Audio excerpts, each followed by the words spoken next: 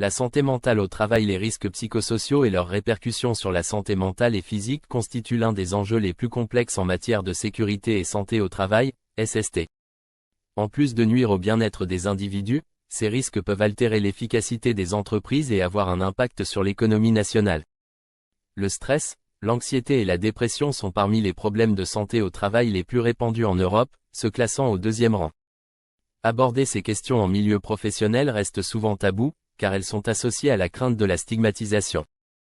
Toutefois, près de 45% des travailleurs affirment être exposés à des facteurs mettant leur santé mentale en danger.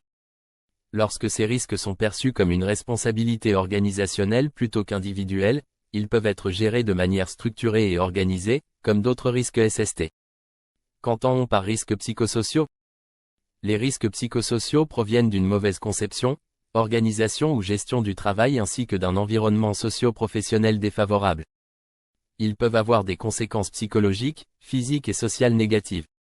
Voici quelques situations de travail pouvant entraîner ces risques: surcharge de travail, exigences contradictoires et rôles mal définis, faible participation aux décisions, manque d'autonomie, mauvaise gestion des changements, précarité de l'emploi, communication défaillante, absence de soutien des collègues ou des managers, harcèlement moral ou sexuel, interaction difficile avec les clients, patients ou usagers.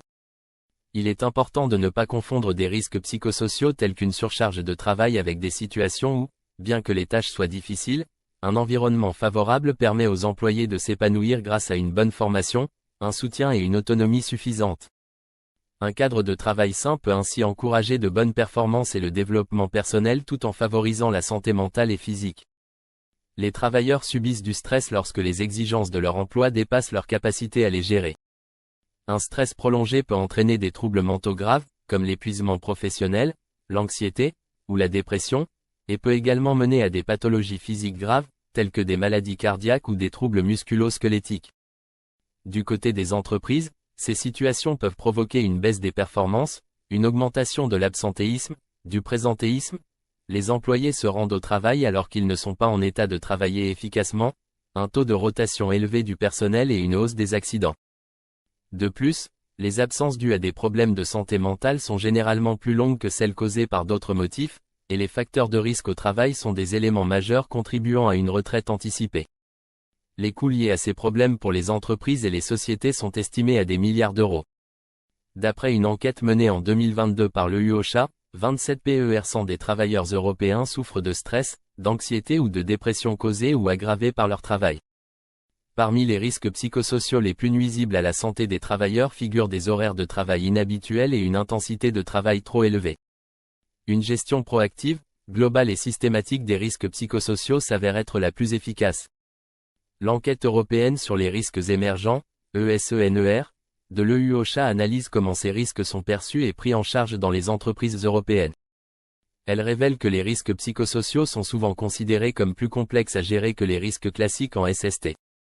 Les petites et micro-entreprises, en particulier, sous-estiment souvent ces risques et manquent de mesures de prévention adéquates.